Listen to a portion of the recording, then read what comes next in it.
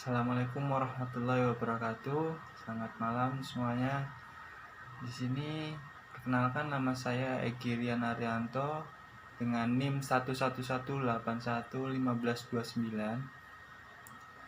Akan sedikit menjelaskan tentang apa itu manajemen keuangan. Yang pertama saya akan menjelaskan tentang pengertian, kemudian nanti ada perkembangan, fungsi, tujuan, prinsip, tugas, aktivitas, analisis, laporan, dan para ahli. Baik, untuk yang pertama saya akan menjelaskan tentang manajemen keuangan.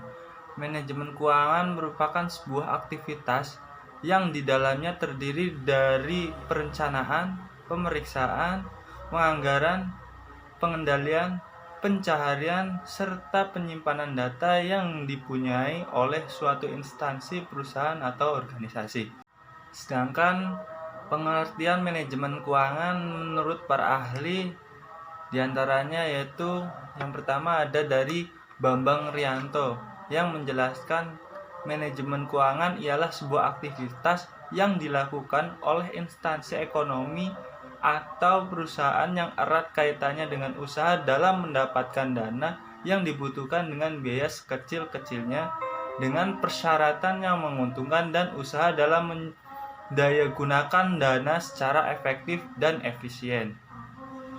Sedangkan menurut Lehman, manajemen keuangan ialah sebuah upaya dalam menyediakan uang serta daya gunakan untuk memperoleh aktiva atau aset. Sedangkan dari James Van Horn, manajemen keuangan ialah setiap aktivitas yang erat kaitannya dengan upaya memperoleh dana dan manajerialisasi aset dengan tujuan menyeluruh.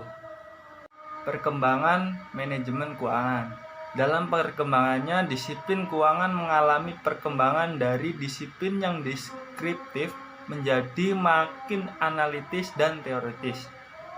Perkembangan ini karena banyaknya sumbangan para ekonom dalam perumusan teori-teori keuangan seperti konsep capital budgeting dengan memasukkan teori tentang uang, bunga uang, time value of money, teori portfolio, serta lainnya.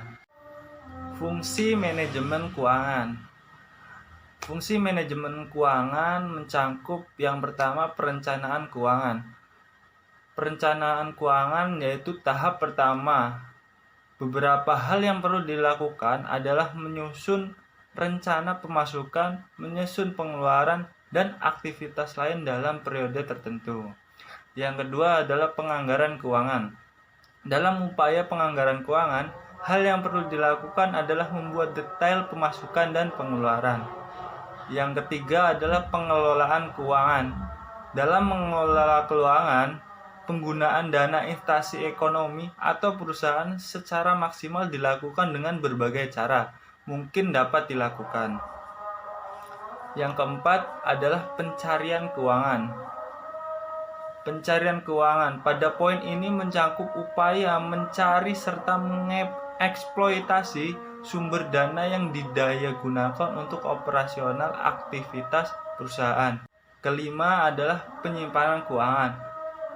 Dalam upaya menyimpan keuangan, hal yang dilakukan adalah mengumpulkan dana perusahaan dan menyimpan atau mengamankan dana tersebut dengan baik. Yang keenam yaitu pengendalian keuangan. Dalam mengendalikan keuangan, Anda harus mengevaluasi dan memperbaiki sistem keuangan yang terdapat cacat di dalamnya.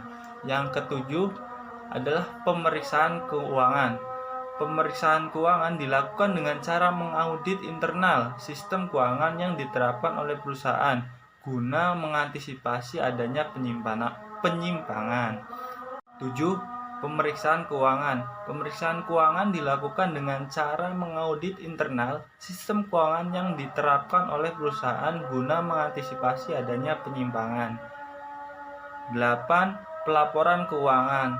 Pelaporan keuangan sangatlah penting sebagai upaya penyediaan informasi tentang kondisi keuangan instansi ekonomi atau perusahaan, terlebih sebagai bahan evaluasi.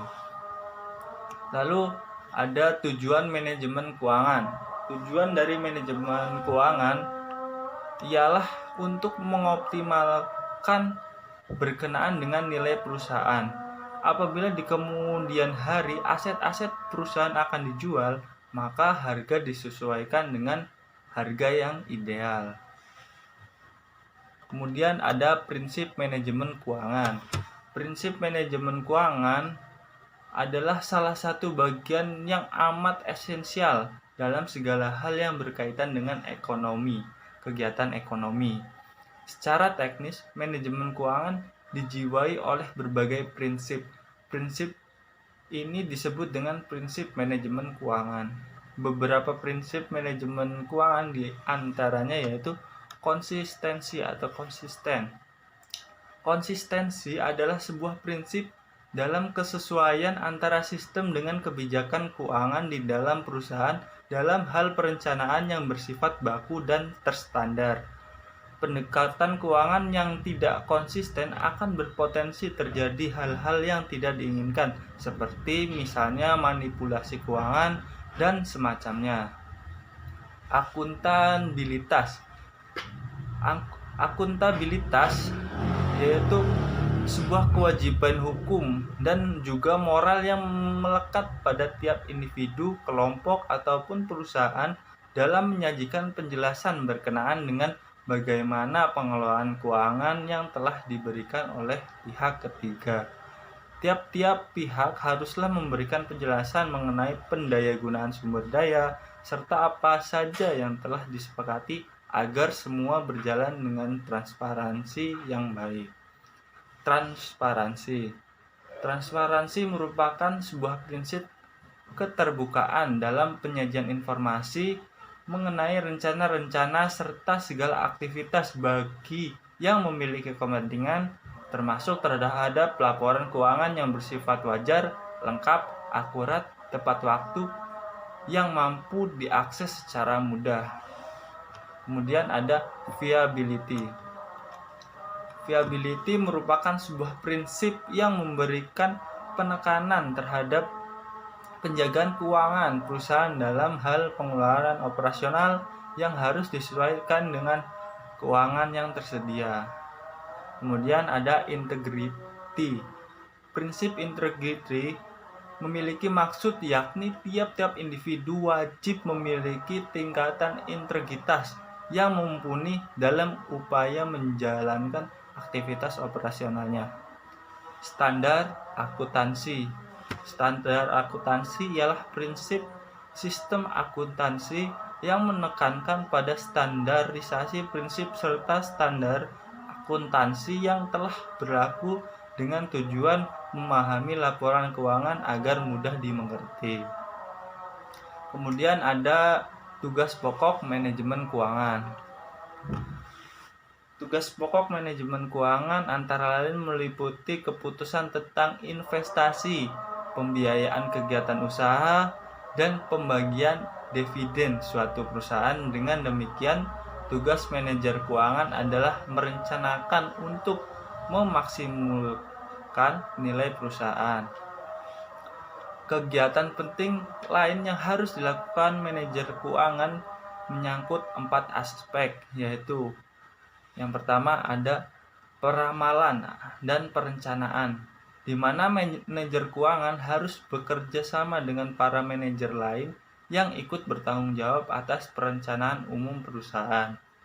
Yang kedua, manajer keuangan harus memusatkan perhatian pada berbagai keputusan investasi dan pembiayaan, serta segala hal yang berkaitan dengannya. Yang ketiga, manajemen keuangan harus bekerja sama dengan para manajer lain di perusahaan agar perusahaan dapat beroperasi secara efisien mungkin. Dan yang keempat, menyangkut penggunaan pasar uang dan pasar modal. Manajer keuangan menghubungkan perusahaan dengan pasar keuangan di mana dana dapat diperoleh dan surat berharga perusahaan dapat diperdagangkan. Dari keempat aspek tersebut dapat disimpulkan bahwa tugas pokok manajer keuangan berkaitan dengan keputusan investasi dan pembiayaan. Kemudian ada aktivitas manajemen keuangan. Manajemen keuangan berhubungan dengan 3 aktivitas, yaitu yang pertama aktivitas penggunaan dana, di mana aktivitas untuk menginvestasikan dana pada berbagai aktiva alokasi bentuk. Yang kedua ada financial asset, yaitu selembaran kertas berharga yang mempunyai nilai pasar karena mempunyai hak memperoleh penghasilan, misalnya saham, sertifikat deposito, ataupun obligasi. Yang ketiga real asset atau aktiva real, yaitu aktiva nyata seperti tanah, bangunan, peralatan, dan lain-lain. Dan yang keempat ada aktivitas perolehan dana, yaitu aktivitas untuk mendapatkan sumber dana baik dari sumber dana internal maupun sumber dana eksternal perusahaan. Yang kelima ada aktivitas pengelolaan aktiva, yaitu setelah dana diperoleh dan dialokasikan dalam bentuk aktiva, dana harus dikelola secara efisien mungkin. Kemudian ada analisis sumber dana dan penggunaannya. Analisis sumber dana atau analisis dana merupakan hal yang sangat penting bagi manajemen keuangan. Analisis ini bermanfaat untuk mengetahui bagaimana dana digunakan dan asal perolehan dana mengetahui tersebut. Kemudian, laporan yang menggambarkan asal sumber dana dan penggunaan dana. Alat analisis yang bisa digunakan untuk mengetahui kondisi dan prestasi keuangan perusahaan adalah analisis rasio dan proporsional. Langkah pertama dalam menganalisis dan penggunaan dana adalah laporan perubahan yang disusun atas dasar 2 neraca untuk 2 waktu. Laporan tersebut menggambarkan perubahan dari masing-masing elemen tersebut yang mencerminkan adanya sumber atau penggunaan dana. Pada umumnya, rasio keuangan yang dihitung bisa dikelompokkan menjadi 6 jenis. Likuiditas. Rasio ini untuk mengukur kemampuan perusahaan untuk memenuhi kewajiban finansial jangka pendeknya. Yang kedua, rasio leverage, yaitu rasio yang digunakan untuk mengukur seberapa banyak dana yang disuplai oleh pemilik perusahaan dalam proporsinya dengan dana yang diperoleh dari kreditur perusahaan. Yang ketiga, rasio aktivitas. Rasio ini digunakan untuk mengukur efektivitas manajemen dalam menggunakan sumber dananya. Semua rasio aktivitas melibatkan perbandingan antara tingkat penjualan dan investasi pada berbagai jenis harta. Yang keempat ada rasio profitabilitas. Rasio ini digunakan untuk mengukur efektivitas manajemen yang dilihat dari laba yang dihasilkan terhadap penjualan dan investasi perusahaan. Yang kelima, rasio pertumbuhan. Rasio ini digunakan untuk mengukur seberapa baik perusahaan mempertahankan posisi ekonominya, pertumbuhan ekonomi, dan industri. Yang keenam, rasio penilaian. Rasio ini merupakan ukuran prestasi perusahaan yang paling lengkap karena rasio tersebut mencerminkan kombinasi pengaruh dari rasio resiko dengan rasio hasil pengembalian. Keuangan perusahaan. Perusahaan merupakan sebuah lembaga atau organisasi yang mengelola kegiatan usaha atau bisnis dan berorientasi pada memperoleh keuntungan. Dalam setiap organisasi, perusahaan memiliki berbagai aspek seperti pemasaran, produksi, sumber daya manusia, serta keuangan. Kemudian, aspek tersebut harus dimanajemeni atau dikelola dengan baik sehingga dapat mencapai tujuan didirikannya perusahaan tersebut. Salah satu aspek yang harus dikelola yaitu aspek keuangan perusahaan melalui penerapan manajemen keuangan perusahaan atau corporate financial. Dalam memahami keuangan perusahaan diperlukan secara tegas adanya perbedaan antara keuangan pemilik dan keuangan perusahaan.